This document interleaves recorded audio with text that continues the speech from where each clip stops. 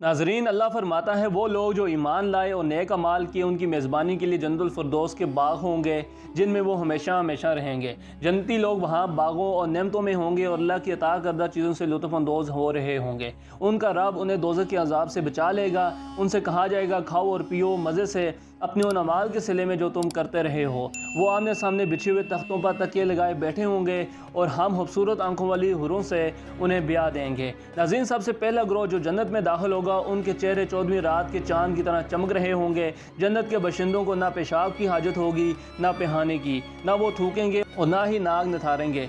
उनकी कंघियाँ सोने की होंगी और उनका पसीना ऐसे होगा जैसे कस्तूरी है।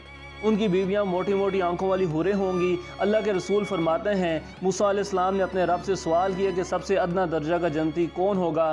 फरमाया, वो आदमी कि जन्नत में दाखिल होने के बाद उसे लाया जाएगा और उसे कहा जाएगा कि जाओ जन्नत में दाखिल हो जाओ। वो कहेगा, ए मेरे रब, लोग अपनी जगह संभाल चुके हैं, अब ये कैसे मुमकिन है। उसको कहा जाएगा कि क्या तू उस पर राज़ी है कि तुझे दुनिया की बादशाहत जैसी एक बादशाहत मिल जाए। वो कहेगा, ए मेरे रब, मैं राज़ी हूँ। अल्लाह फरमाएगा, तेरे लिए दुनिया की एक बादशाहत और इतनी ही और इतनी ही और इतनी ही और इस जैसी एक और। जब 5वीं दफ़ा अल्लाह फरमाएगा कि इस जैसी एक और, तो वो बंदा कहेगा, ए मेरे रब, मैं राज़ी हो गया। तो अल्लाह फरमाएगा, तेरे लिए दुनिया की 5 बादशाहतें और उसका 10 गुना मज़ीद, और तेरे लिए वो सब कुछ है जो तेरा दिल चाहेगा।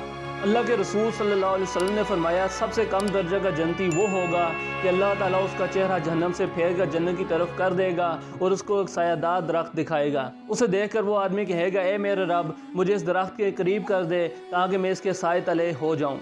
जब उसकी तमाम आरजुएँ ख़त्म हो जाएंगी तो अल्लाह ताला फरमाएंगे, तुझे ये सब कुछ और इसका 10 गुना मज़ीद दिया जाता है।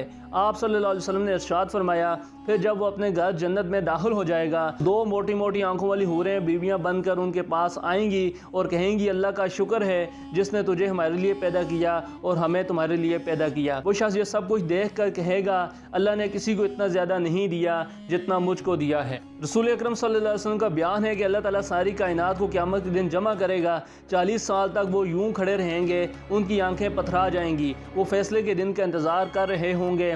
फिर अल्लाह ताला की तरफ से हुक्म होगा, अपने सरों को उठाओ। वो अपने सर ऊपर उठाएंगे और अल्लाह ताला उनके अमाल के बकदर उन्हें नूर अता फरमाएगा। बाज़ का नूर एक बहुत बड़े पहाड़ की मानद होगा जो उनके आगे आगे दौड़ रहा होगा, और बाज़ का नूर उससे ज़रा कम होगा, और बाज़ का नूर उनके दाएं हाथ में खजूर के दरख्त की मानद होगा। हत्ता के सबसे आखिरी शख्स का नूर उसके पाँव के अंगूठे पर जलवागर होगा, जो कभी रोशन होगा तो कभी बुझ जाएगा। जब रोशन होगा तो वो शख्स चलने लगेगा और उसके बुझने पर रुक जाएगा। ये शख्स गिरता पड़ता आग में से गुजर जाएगा और आग के असरात उसके जिस्म पर इस तरह बाकी होंगे जिस तरह शमशीर ज़दा शख्स के जिस्म पर ज़ख्म का निशान बाकी रह जाता है।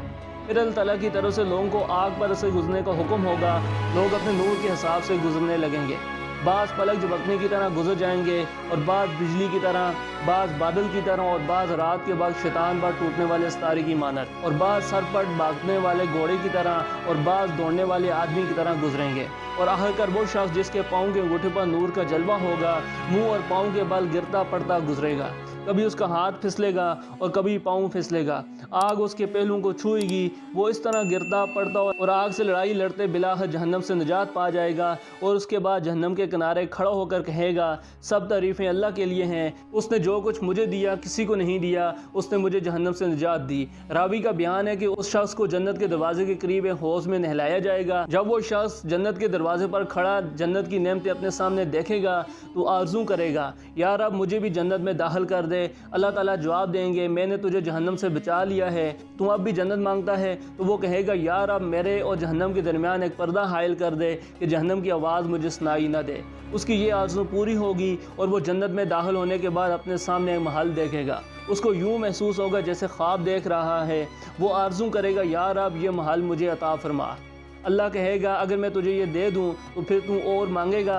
वो जवाब देगा, नहीं, तेरी इज़्ज़त की कसम, मैं उसके अलावा और कुछ नहीं मांगूंगा। उसकी ये आरज़ू भी पूरी कर दी जाएगी। वो इस महल में रहाइश पजीर हो जाएगा। फिर उस महल के सामने उसे एक और महल नज़र आएगा जो इस कदर खूबसूरत होगा कि उसे अपना ये महल उसके मुकाबले में ख्वाब मालूम होगा।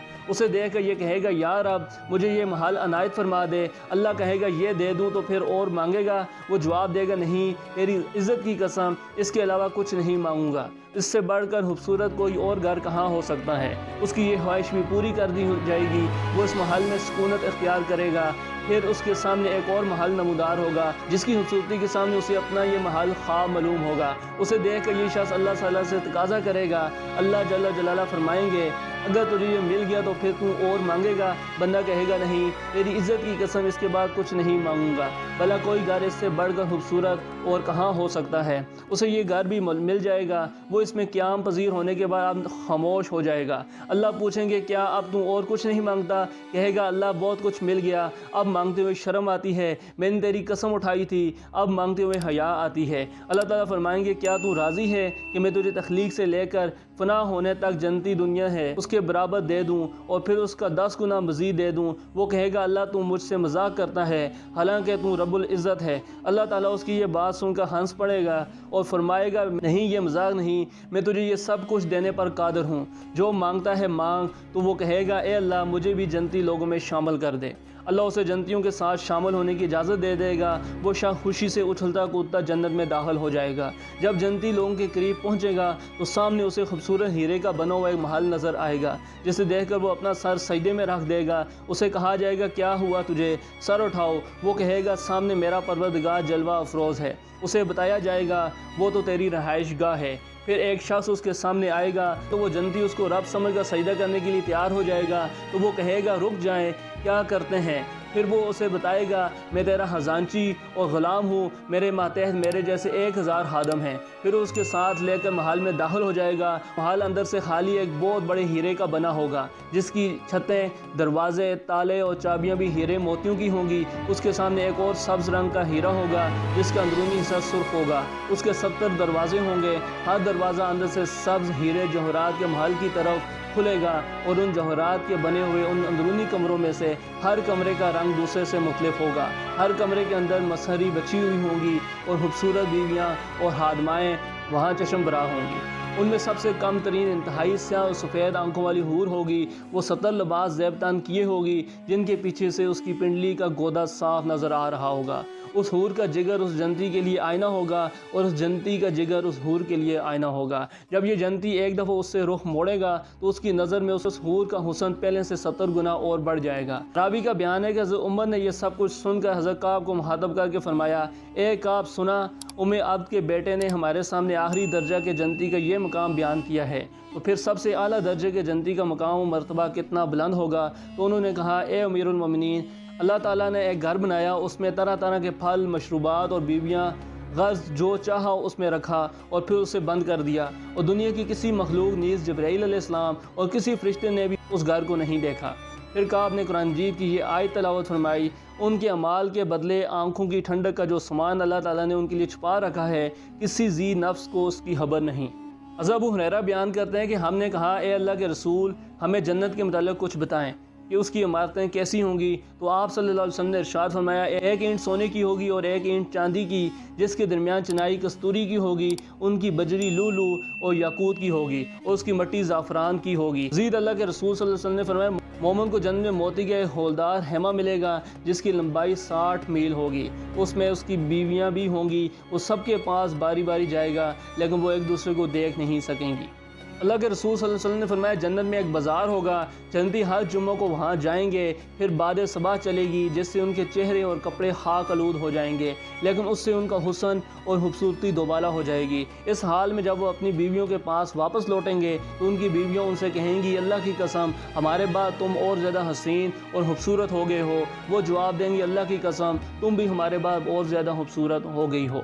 مزید رسول اللہ صلی اللہ علیہ وسلم نے فرمایا جنت میں ایک نہر ہے جس کے کنارے سونے کے ہیں، اس کی گزرگاہ جواہرات کی اور اس کی مٹی کستوری سے بھی زیادہ عمدہ، اور اس کا پانی شہد سے بھی زیادہ میٹھا اور برف سے زیادہ سفید ہوگا۔ آپ صلی اللہ علیہ وسلم نے فرمایا جنت کی نہریں کستوری کے ٹیلوں اور پہاڑوں کے نیچے سے نکلیں گی۔ نیز رسول اللہ صلی اللہ علیہ وسلم نے فرمایا جنت میں ایک سمندر پانی کا ہے، ایک دودھ کا، ایک شہد کا اور ایک شراب کا، پھر اس سے مختلف نہریں جاری ہوں گی۔ رسول اللہ صلی اللہ علیہ وسلم کا بیان ہے کہ جب جنتی جنت میں داخل ہو چکیں گے تو اللہ تعالیٰ انہیں مخاطب کر کے فرمائے گا مزید کسی چیز کی ضرورت ہو تو بتاؤ، تو جنتی جواب دیں گے کیا تو نے سرحور نہیں کر دیا؟ تو کیا تو نے ہمیں جہنم سے نجات دے کر جنت عطا نہیں کر دی؟ اب بھلا کس چیز کی ضرورت باقی رہ گئی ہے؟ پھر پردہ اٹھے گا اور جنتی اللہ تبارک تعالیٰ کو اپنے سامنے دیکھیں گے اور اس سے زیادہ محبوب کوئی اور نعمت ان کے نزدیک نہیں ہوگی۔ اس پر آپ صلی اللہ علیہ وسلم نے قرآن پاک کی یہ آیت تلاوت فرمائی، جن لوگوں نے بھلائی کی راہ اختیار کی ان کے لیے اچھا بدلہ ہے اور مزید اور بھی۔ ناظرین، یہ تھے وہ انعامات جو جنت میں ہر مومن کو ملیں گے۔ اللہ ہمیں نیک کام کرنے کی توفیق دے اور اپنی رحمت سے جنت میں داخلہ نصیب فرمائے۔ اللہ آپ کا اور میرا حامی و ناصر ہو۔ اللہ نگہبان۔